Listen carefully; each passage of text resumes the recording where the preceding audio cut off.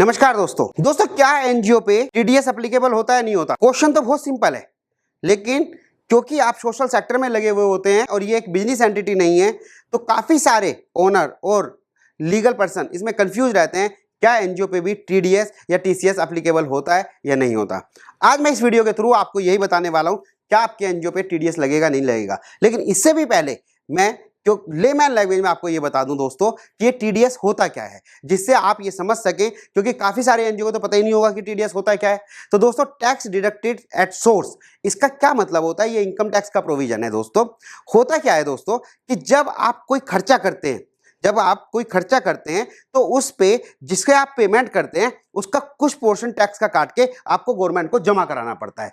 हालांकि ये टैक्स उस व्यक्ति का होता है जिसका आपने काटा है, मैं एग्जांपल के थ्रू में भी आपको बताऊंगा। और वो टैक्स आपकी जिम्मेदारी किसकी होती है जमा कराने की? जो पेमेंट कर रहा है, आपकी जो पेमेंट कर रहा है, तो आपकी उसकी जिम्मेदारी होती है विद इन ड्यू टाइम उसको आप गवर्नमेंट को जमा करें, क्योंकि जिम्मेदारी आपकी है तो टाइम पे जमा होना आपकी जिम्मेदारी, अदरवाइज पेनल्टी आप पे लगेगी। तो ये होता है TDS, tax deducted at source.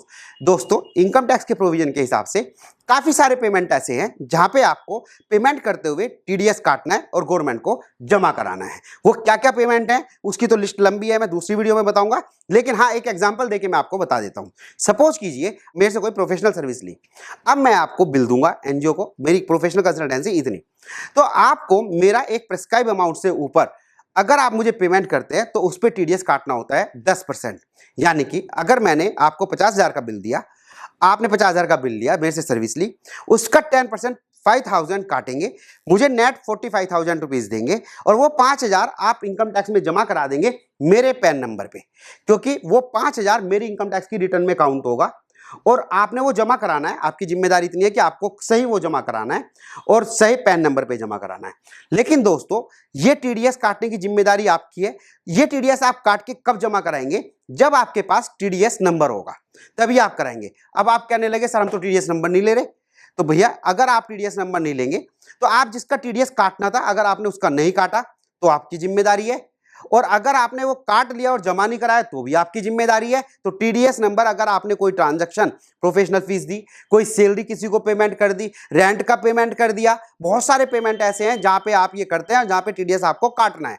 अगर आपने ये टीडीएस नहीं काटा तो उस पर टैक्स लग जाता है आपको, चाहे आपके पास 12 और 80G का रजिस्ट्रेशन भी हो। बड़े हैवी मतलब कंसिक्वेंसेस है उसका, आप ऐसा मत करना। मैं तो आपको केवल ये समझा रहा हूं ये टीडीएस होता क्या है और टीडीएस आप एनजीओ पे एप्लीकेबल है नहीं है, क्या आपको टीडीएस नंबर लेना चाहिए नहीं लेना चाहिए, और टीडीएस का नंबर लेने के बाद आपको टीडीएस कैसे जमा कराना होता है। इस वीडियो के थ्रू मैं केवल आपको ये इंफॉर्मेशन दे रहा हूं। तो दोस्तों ये था टीडीएस, जो कि आपके लिए महत्वपूर्ण है।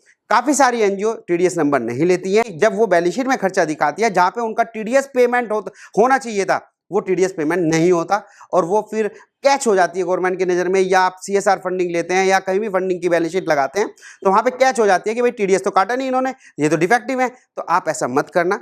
मुझे पूरी उम्मीद है कि आपको ये महत्वपूर्ण इन्फॉर्मेशन आपके लिए यूजफुल रही होगी, आप इसका ध्यान रखेंगे। फिर मिलते हैं नई वीडियो के साथ, यूनिक इन्फॉर्मेशन के साथ। Thank you so much. Channel को सब्सक्राइब जरूर कर लेना।